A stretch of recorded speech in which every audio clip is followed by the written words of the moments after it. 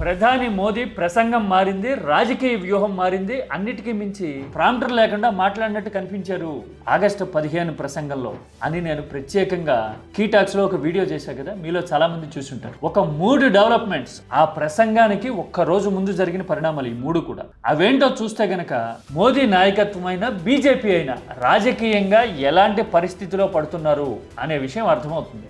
ఆ 3 విషయాలు అలా ఉంటే బీజేపీ మాత్రం చాలా టాక్టికల్ గా రాహుల్ గాంధీ విదేశాంగ విధానాన్ని అవమానించేశారు అనే కాంట్రవర్సీని తెర మీదకి తెచ్చింది. అసలు ఆ కాంట్రవర్సీ వెనక మతలబేంటో కూడా అర్థమైతే చాలా విషయాలు క్రిస్టల్ క్లియర్ గా మన కళ్ళ ముందుకు వస్తాయి. దేశ రాజకీయం ఒక డెసిసివ్ ఫేజ్ లోకి ఎంటర్ అవుతుందా అనిపిస్తున్న ఆ 3 సిచ్యువేషన్స్ ఏంటో డీటెయిల్డ్ గా మాట్లాడుకుందాం. This is key talks special.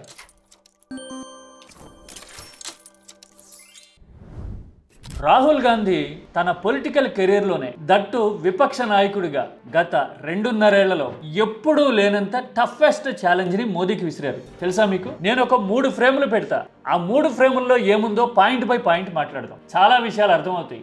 ఎక్కడా ప్రధాన మీడియా ఛానళ్ళలో కానీ పేపర్లలో కానీ ఈ విషయం పెద్దగా వచ్చినట్టు కనిపించలా. అందుకని మీ దృష్టిలో పడిందో లేదో ఒకసారి చెక్ చేసుకోండి. ఫస్ట్ ఏంటో చూడండి.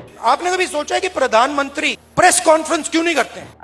మోదీ మీడియాతో ఎందుకు మాట్లాడరు అనే విషయం మీద రాహుల్ గాంధీ చాలా ప్రిసైజ్ గా, సూటిగా ఒక మాట చెప్పారు. इसके पीछे कोई मार्केटिंग की स्ट्रेटेजी है, कुछ है? फिर मैं भैया उनके साथ कमरे में बैठ गया 5 मिनट और बात समझ आ गई, भाई ये तो जा ही नहीं सकता मीडिया के सामने. చూశారు కదా, మీడియాతో మాట్లాడకపోవడం మొన్నటి వరకు ఒక బిజినెస్ టాక్టిక్ ఏమో, స్ట్రాటజీనేమో అనుకునేవారట రాహుల్ గాంధీ. కానీ మోదీతో 5 నిమిషాలు మాట్లాడిన తర్వాత అర్థమైపోయిందట, మోదీ కనీసం 5 నిమిషాలు కూడా మీడియాని ఫేస్ చేయలేరు, అందుకోసమే ఆయన మీడియాతో మాట్లాడరు అంటా ఉన్నారు. తాను చెప్తున్నది నిజం కాదు అంటే కనుక ఓపెన్ గా ప్రెస్ కాన్ఫరెన్స్ పెట్టి మీడియాతో మాట్లాడమనండి అంటూ ఉన్నారు. ఈ ఛాలెంజ్ ని మోదీ అయినా బీజేపీ అయినా యాక్సెప్ట్ చేసే పరిస్థితి ఉంటుందా?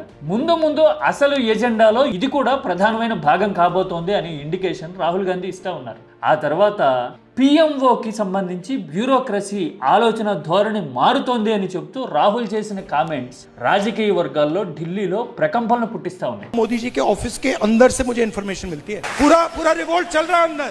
చూశారుగా, బ్యూరోక్రసీలో దట్టు పిఎంఓలో చాలా మంది తనతో టచ్ లో ఉన్నారని, రాజకీయం మారబోతోంది అని వాళ్ళు నమ్ముతున్నారు. అధికారులు నమ్మారు అంటే రాజకీయం మారడం ఖాయం అని రాహుల్ గాంధీ చెప్తా ఉన్నారు. ఇది చాలా వ్యూహాత్మకం. దేశవ్యాప్తంగా ఒక విభిన్నమైన చర్చ జరుగుతూ ఉన్నప్పుడు బ్యూరోక్రసీలో కూడా మార్పు వచ్చింది అని చెప్పి ఆ 2 పాయింట్స్ ని జాయింట్ చేసేందుకు రాహుల్ గాంధీ చాలా టాక్టికల్ గా బ్లెండ్ చేశారు ఈ పాయింట్ ని. అధికారులు బయటకు వచ్చి మాట్లాడరు, బీజేపీ ఖండించలేదు. ఈ పాయింట్ మాత్రం జనంలోకి పోతూనే ఉంటుంది. అందుకోసం వ్యూహాత్మకంగా, అంతకు మించి పొలిటికల్ గా, టాక్టికల్ గా ఈ ఎత్తుగడేశారు. ఆ తర్వాత ఇదే వేదిక నుంచి కొట్టిన ఒక పంచ్ డైలాగ్ కూడా ఉంది, అది నేను చెప్తా తర్వాత.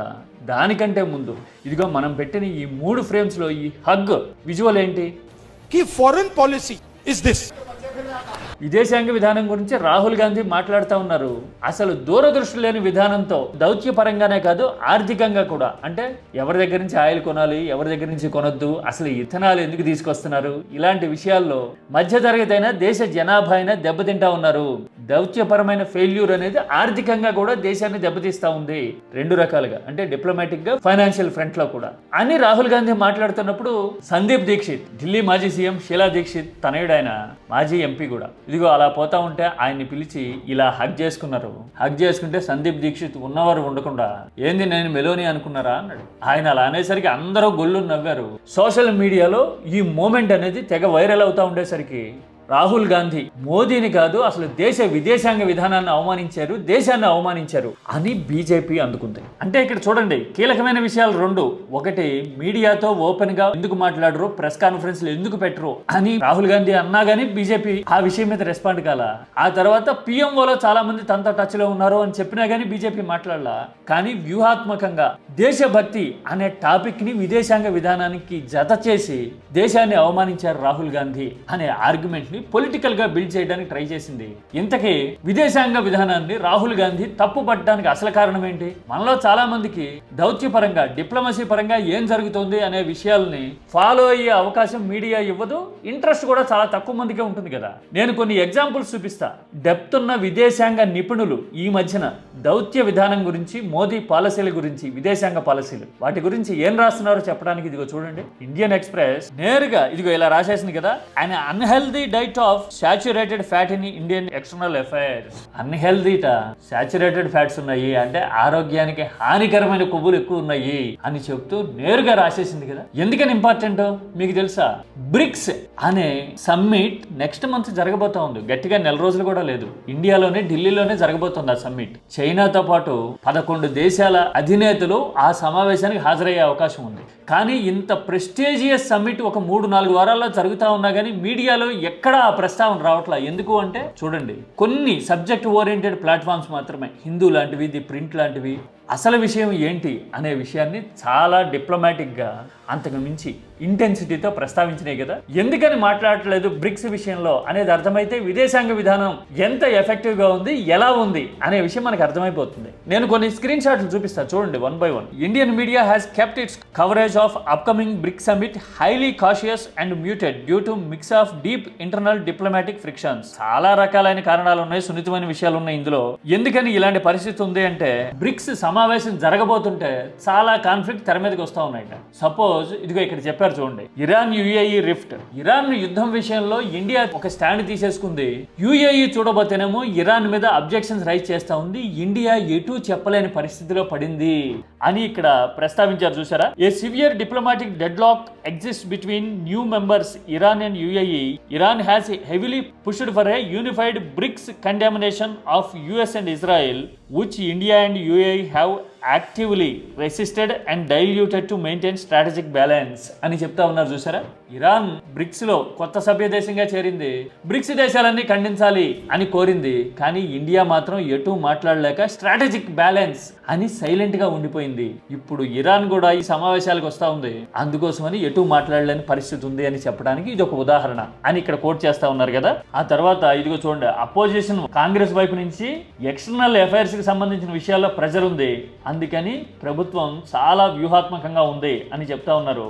ఆ తర్వాత by limiting pre summit noise, India state media and mainstream broadcasters are giving diplomats the quiet room needed to negotiate a final joint declaration and avoid a highly public diplomatic failure on home soil అని చెప్తూ ఉన్నారు కదా.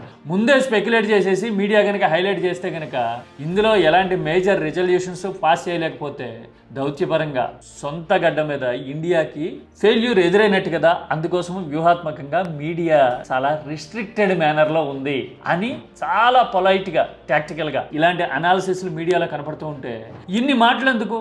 అసలు bricks currency విషయంలో మోడీ ఏం చెప్పారో చూడండి. 2 సార్లు 2 విధాలుగా మాట్లాడారు అంటే కాంగ్రెస్ 2 వీడియోల్ని పక్కన పెట్టి పోస్ట్ చేసింది. ब्रिक्स देशों के बीच लोकल करेंसीज में व्यापार से हमारा आर्थिक सहयोग सुदृढ़ होगा. भारत ब्रिक्स करेंसी के पक्ष में नहीं है. చూడండి, ఒకసారేమో కరెన్సీ ఉండాలని, ఒకసారేమో వద్దు అని మాట్లాడారు అని కాంగ్రెస్ ప్రొజెక్ట్ చేస్తూ ఉంది. అంటే నిలకడలేని పాలసీలు కేంద్రానివి అని చెప్పడానికి ఇంతకంటే నిదర్శనం కావాలా అని కాంగ్రెస్ అడుగుతా ఉంది. कभी टैरिफ पे, कभी रशियन ऑयल पे, हर जगह आप सबकी शर्तें मानते चले जा रहे हो. ఇలా సబ్జెక్ట్ మీద వేటి మీద మాట్లాడట్లా బీజేపీ చాలా వ్యూహాత్మకంగా దేశాన్ని, నాయకత్వాన్ని ఇన్సల్ట్ చేస్తున్నారు రాహుల్ గాంధీ అని మాత్రమే ఆర్గ్యూ చేస్తూ ఉంది. చాలా మంది ఆ రాజకీయ ఫ్రిక్షన్ లో పడి కొట్టుకుపోతా ఉన్నారు. సరిగ్గా ఇదే టైంలో రాహుల్ గాంధీ ఇంకొక డైలాగ్ కూడా కొట్టారు. आप लिख लो, जिस दिन तक नरेंद्र मोदी अपना इस्तीफा नहीं देंगे, अमित शाह नहीं हटेगा, उस दिन तक नरेंद्र मोदी और अमित शाह नहीं सो पाएंगे. చూశారుగా, ఎన్ని ఎత్తుగడలేసినా, ఎంతగా వ్యూహాలు మార్చుకున్నా గానీ మోదీ, అమిత్ షా కంటి మీద కునుకుండనివ్వను అని రాహుల్ గాంధీ అంటా ఉన్నారు కదా. అంటే ఫైనల్ బ్యాటిల్ కి రెడీ అవుతున్నాం మేము అని చెప్పడానికి రాహుల్ గాంధీ ఉత్సాహం చూపిస్తా ఉన్నారు. పైగా మా పోరాటం ఇంపాక్ట్ చూపిస్తా ఉంది, అమిత్ షా వాయిస్ మారిన తీరే దానికి నిదర్శనం అంటూ మరో వీడియో కూడా పోస్ట్ చేసింది కాంగ్రెస్. मेरे यहाँ बोलने का क्रम मैं तय करूंगा, इस तरह से नहीं चलेगी संसद. చూశారు కదా, ఒకసారేమో తాము అనుకున్నట్టే జరుగుతుంది, పార్లమెంట్ అని అమిత్ షా అన్నారు సంవత్సరం కూడా కాకమునిపే. सभी प्रकार की चर्चा करने के लिए सरकार तैयार है और चर्चा के लिए समय सुनिश्चित किया जाए और विपक्ष तैयार हो जाए. ఇదిగో చూడండి, అన్ని పార్టీల అభిప్రాయాల్ని తీసుకుని ప్రజల కోసం నడుపుతాం అని చెప్తూ ఉన్నారు చూసారా. కాంగ్రెస్ ఇలాంటి పాయింట్స్ నే పట్టుకుంటా ఉంది. ఇప్పటి వరకు ఒంటెత్తు పోకడలతో మేము ఏం చేసినా చెల్లుబాటు అవుతుంది అనుకునే వాళ్ళని ఇప్పుడు అందరినీ కలుపుకుని పోతున్నాం అని మాట వరుసకైనా చెప్పాల్సిన సిచ్యువేషన్ లోకి తీసుకొచ్చాం కదా, ఇది మా సక్సెస్ అని రాహుల్ గాంధీ కాంగ్రెస్ క్లెయిమ్ చేస్తా ఉన్నారు. ఇలాంటి సిచ్యువేషనల్ చేంజ్ ని, రాజకీయం మారుతున్న తీరుని మెయిన్ స్ట్రీమ్ మీడియా ఎక్కడా చెప్పట్లా, డిజిటల్ మీడియా కూడా ఇందాక నేను అన్నట్టుగా ఎవరెవరిని అవమానించేశారు లాంటి విషయాల మీదగా పోయి సబ్జెక్ట్ మాట్లాడట్లా. అందుకని వాస్తవాలు జనానికి తెలిసే పరిస్థితి లేదు. సరిగ్గా ఇలాంటి టైంలోనే ఢిల్లీలో ఇంకో డెవలప్మెంట్ జరిగింది. అదేంటో తెలుసా? Cockroach party next plan of action ఏంటి అని మాట్లాడుకోవడానికి ఒక సమావేశం పెట్టుకుని ఫంక్షన్ హాల్ కోసం వెతుకుతా ఉన్నారట. అందరూ గ్యాదరింగ్ కోసం వెతుకుతుంటే వాళ్ళకి ఢిల్లీలో ఎక్కడ కాన్ఫరెన్స్ హాలే దొరకలేదట. बीजेपी के लोग सभी को डरा रहे, धमका रहे कि कांग्रेस जनता पार्टी वालों को अगर कोई मीटिंग के लिए जगह दे देगा. అభిజిత్ దీప్కే చెప్తా ఉన్నారు కదా, బీజేపీ ఒత్తిడి తెచ్చి అన్ని వైపుల నుంచి ఎవరైనా సరే కాక్రోచ్కి హాల్ ఇచ్చారో జాగ్రత్త అంటా ఉన్నారట. అతి కష్టం మీద ఒక హాల్ పట్టుకుంటే ये रिसीट है उसकी, लास्ट मोमेंट पर कैंसिल कर दिया गया है, इनको धमकाया गया है. ఆఖరి నిమిషంలో వాళ్ళు కూడా వెళ్ళగొట్టారు. రిసీట్ ఉన్నా కానీ, అంటే బిల్లు పే చేసినా కానీ వెళ్ళగొట్టారు అంటూ ఉన్నారు కదా. ఆఖరికి పబ్లిక్ పార్క్ లో కూర్చుని కాక్రోచ్ ఫ్యూచర్ యాక్షన్ ప్లాన్ మీద చర్చించారట. कितनी भी धमकियां दे दो, कितना भी आप लोग डरा लो, हम लोग पीछे हटने वाले नहीं है, उससे हम डरने वाले नहीं. అంటే కాక్రోచ్ పార్టీని సాధ్యమైనంత రిస్ట్రిక్ట్ చేసేందుకు ఎర్త్ అండ్ హెవెన్ మూవ్ చేస్తున్నారు అని చెప్పడానికి అభిజిత్ దీప్కే లేటెస్ట్ ఎలిగేషన్సే ఒక ఉదాహరణ అని ఇప్పుడు జంజీ మాట్లాడుతూ ఉంది. అంటే ఓ పక్కన రాహుల్ గాంధీ ఛాలెంజెస్, ఇంకో పక్కన మోదీ అమిత్ షా బ్యాక్ ఫుట్ లో ఉన్నారు అనే మీడియా ప్రొజెక్షన్స్, ఇంకో పక్కన కాక్రోచ్ ని కంటైన్ చేసే ఎత్తుగడలు, ఇవన్నీ చూస్తూ ఉంటే రాజకీయం డెసిసివ్ ఫేజ్ లోకి ఎంటర్ అవుతోంది అని అర్థమవుతోంది కదా. మరి మీరైతే ఏమంటారు? మోడీ అమిత్ షాకి కంటి మీద కునుకు లేకుండా చేస్తాం అంటున్న రాహుల్ గాంధీ సక్సెస్ కాగలరా? కామెంట్ సబ్జెక్ట్ ఓరియంటెడ్ గా చేయండి.